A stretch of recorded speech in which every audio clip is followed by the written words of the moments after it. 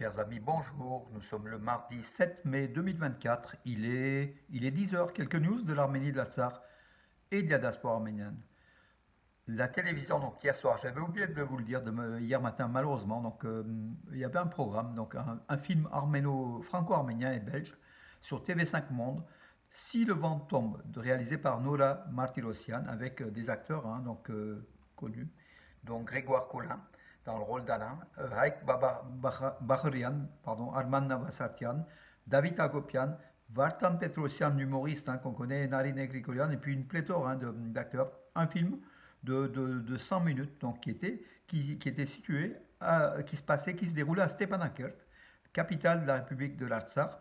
Le film réalisé en 2020, donc c'est avec nostalgie qu'on a vu des images de Stepanakert, qu'on a reconnu un certain nombre de bâtiments, cette ville qui était paisible, qui était calme, qui était très belle, malheureusement aujourd'hui occupée par l'Azerbaïdjan. Il y a aussi l'aéroport de Stepanakert. Le film était tourné autour de l'aéroport de Stepanakert, dont aucun avion n'atterrissait en fait du fait des menaces de l'Azerbaïdjan. Un très beau film, un peu lent à mon avis, un peu lent. C'est un petit peu des films, je ne vais pas dire à la soviétique, mais c'est vrai que nous on est habitués un petit peu à plus d'action, plus de mouvement. Mais c'est vrai que bon, c'était un très bon film qui a eu d'ailleurs, qui a été récompensé lors du Festival de Cannes. Il a eu quand même de nombreux prix, voilà donc aussi. Vous étiez nombreux à suivre, puisqu'on avait quand même relayé par les réseaux sociaux. J'avais fait de nombreux partages dans des groupes. Voilà, j'espère que ça vous a plu tout simplement. En tout cas, bravo à TV5 Monde d'avoir diffusé un film sur le Haut-Karabakh, sur l'Artsakh, aujourd'hui occupé. Un très très beau film réalisé en 2020. On a regardé avec beaucoup de nostalgie, malheureusement. Malheureusement, voilà. Alors, les informations, oui, oui, le bâtiment de la télévision de l'Azerbaïdjan, donc occidental, donc l'Azerbaïdjan occidental, c'est l'Arménie en fait. Aliyev lance une chaîne de télévision en azéri, en russe et en anglais, avec des programmes de 2 heures par jour pratiquement, qui vont faire la propagande de l'Azerbaïdjan occidental, c'est-à-dire les territoires de l'Arménie en fait, de la République d'Arménie. C'est ce que vise Bakou, qui veut de son côté affirme vouloir faire la paix, mais vise pas récupérer, à envahir l'Arménie tout simplement. Voilà, grande vigilance. Donc ça a été donc inauguré. Et puis bien sûr cette propagande, cette haine anti-arménienne diffusée au niveau de l'État voyou d'Azerbaïdjan, par le dictateur sanguinaire Aliyev, le despote de l'Abshéron, de la Caspienne. Voilà, donc on aura bien sûr une pléthore de propagande anti-arménienne et ça ne va pas séréniser donc la situation entre Azéris et Arméniens. Voilà, donc si l'Azerbaïdjan désire un avenir occidental ou européen, il faut que l'Azerbaïdjan se mette aux normes de la démocratie et ne pas attiser les passions et puis les haines, le racisme aussi. C'est d'une époque révolue, tout simplement. Voilà. Nicole Pachinian présidera le 8 mai, donc ça sera, le 8 mai c'est demain, donc à Moscou, le 10e sommet de l'Union économique eurasienne, dont l'Arménie a la présidence pour l'année 2024. Voilà. Par contre, il n'ira pas aujourd'hui à l'investiture, donc à la réélection donc la cérémonie de réinvestiture de Vladimir Poutine, le président russe, qui a été réélu. Après, dans des conditions dont on connaît, Nicole Pachinian n'ira pas. C'est quand même un signe fort politiquement. Par contre, il ira à cette rencontre de l'Union économique eurasienne. Et en marge de cette réunion, une réunion un entretien entre Pachinian et Poutine est prévu donc demain. Voilà, tout simplement.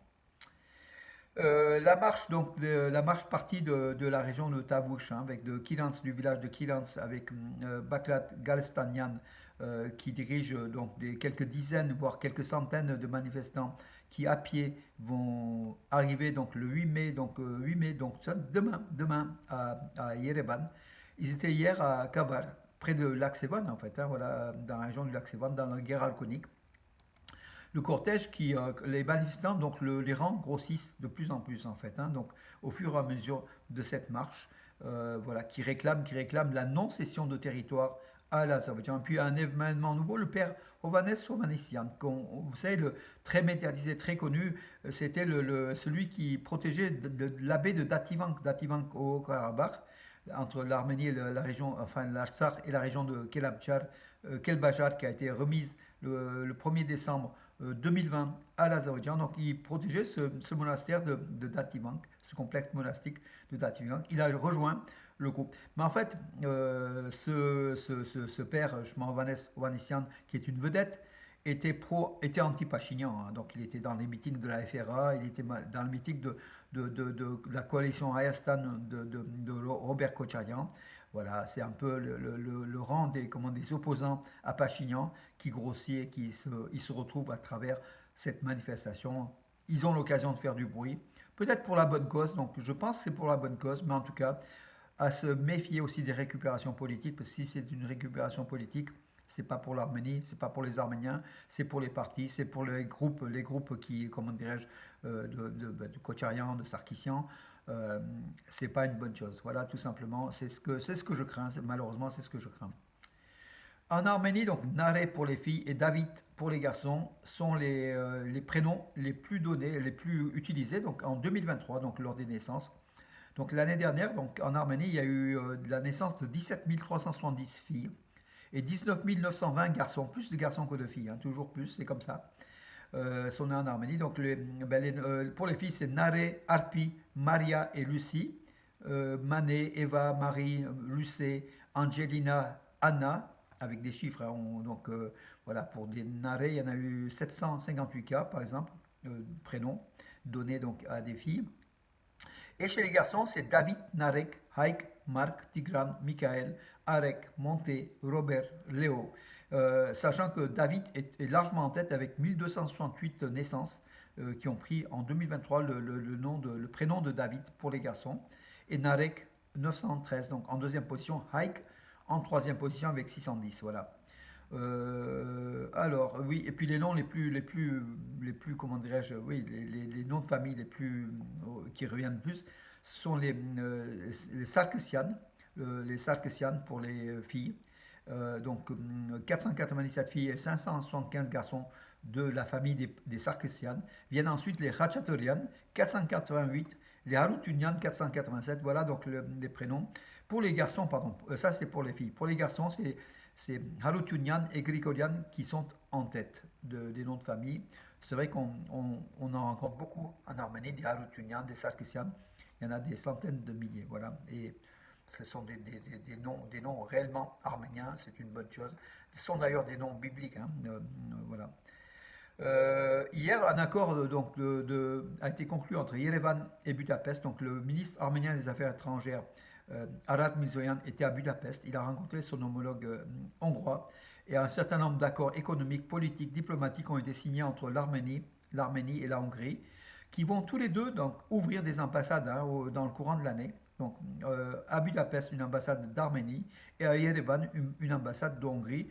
Les relations donc arméno-hongroises se réchauffent de façon singulière. Et je vois donc un autre Arménien, un international arménien, football, ça n'a rien à voir, mais c'est lié avec la Hongrie, Edgar Sevikian, qui est donc de l'équipe nationale d'Arménie. Il jouait donc en Russie, dans le championnat de Russie. Il est depuis peu à Ferencváros, champion de Hongrie. Voilà, il a été élu meilleur footballeur du mois d'avril pour Ferencváros, champion de Hongrie, avec cet international arménien. Voilà les relations entre l'Arménie et la Hongrie. En Arménie, la mise en ligne d'une plateforme gratuite pour trouver et proposer des emplois sur ework.am. Donc voilà, donc une plateforme qui permettra donc de mettre des CV, de rencontrer donc les offres et les demandes donc du travail. Donc c'est très très bien comme élément pour le développement économique de l'Arménie et pour que les entreprises trouvent aussi des salariés, les salariés trouvent des entreprises à l'inverse. Une cérémonie commémorative à Noyemperian dédiée au 33e anniversaire des policiers tués dans la région le village de Voskepar. Donc je crois qu'ils ont été tués par des Azeris et des Omon, des Russes et Azeris, lors des premiers jours avant l'indépendance 33e anniversaire. Voilà, donc on avait eu des images effectivement de combattants arméniens qui ont été des policiers. Donc oui, tués par des attaques turques azéries, soutenues par les Omon russes, par les soldats russes. Voilà mes amis, encore quelques informations puisqu'on y est mes amis. L'Eurovision pour l'Arménie, ce sera jeudi, donc après-demain, la demi-finale à 21h à suivre sur France 4. Voilà, en espérant que la Davina passe le cap dans les 15-16 pays. Donc c'est les 10 premiers qui passent en finale. La finale c'est samedi 21h. Il faudrait que la Davina passe déjà en finale. Moi je pense qu'il y a de bonnes raisons de penser que l'Arménie sera en finale. L'avion privé du milliardaire arménien, donc Samvel Garabedian, arméno-russe, hein, qui vit en Russie mais qui a des investissements en Arménie, l'avion du milliardaire a été retiré de la liste noire américaine. Ça avait été placé sur une liste noire.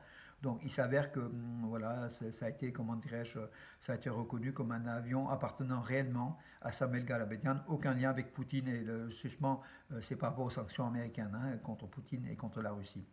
Et c'est une bonne chose. Alors, même si c'est avion privé, on ne le prendra pas, hein. Ce sont des avions de type, c'est des avions d'affaires de business, réellement, donc, parce que c'est un homme d'affaires important.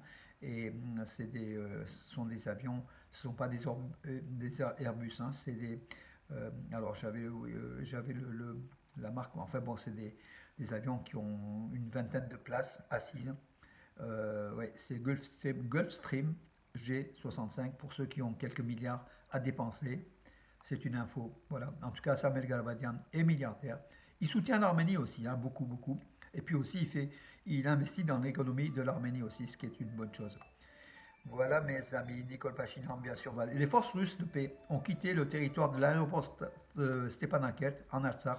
On parlait des forces russes, donc de maintien de la paix, qui quittaient progressivement l'Artsakh. Là, ils viennent de quitter le périmètre de l'aéroport de Stepanakert, dont on a parlé tout à l'heure dans le film. C'était donc le lieu donc, où a été tournée la majeure partie du film. Voilà, l'ambassadeur américain en Azerbaïdjan a visité avec son épouse Chouchi en Artsakh occupé. Il avait dit dans un premier temps renoncer à y aller en disant qu'il ira au moment opportun. Il ne voulait pas aller avec Aliyev, en fait, avec le rassemblement propagandiste du clan Aliyev, anti-arménien bien sûr, puisque Chouchi c'était un territoire arménien occupé. Donc Marc Libby y a été malgré tout avec son épouse, sans doute en visite. Bon, c'est une forme aussi de dire que j'y vais, mais c'est peut-être pas une visite officielle. Donc c'est à voir dans les jours qui viennent le niveau de relation entre cet ambassadeur et l'Azerbaïdjan et Aliyev.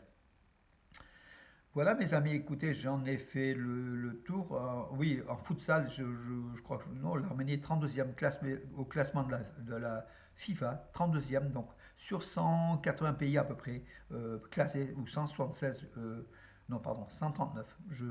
Un peu d'inflation dans mes chiffres. L'Arménie est quand même 32e, donc c'est une bonne position. Et puis le gardien de l'équipe d'Arménie de futsal, et c'est celui qui a gagné avec Palma de Majorque, qui a gagné la Champions League à Yerevan le week-end dernier, dimanche dernier. Voilà, donc l'Arménie a une très bonne équipe de futsal, pourvu que l'équipe nationale de football à 11 puisse être aussi à ce niveau-là. Voilà mes amis, j'en ai terminé pour aujourd'hui. Je vous donne rendez-vous à demain et bonne journée.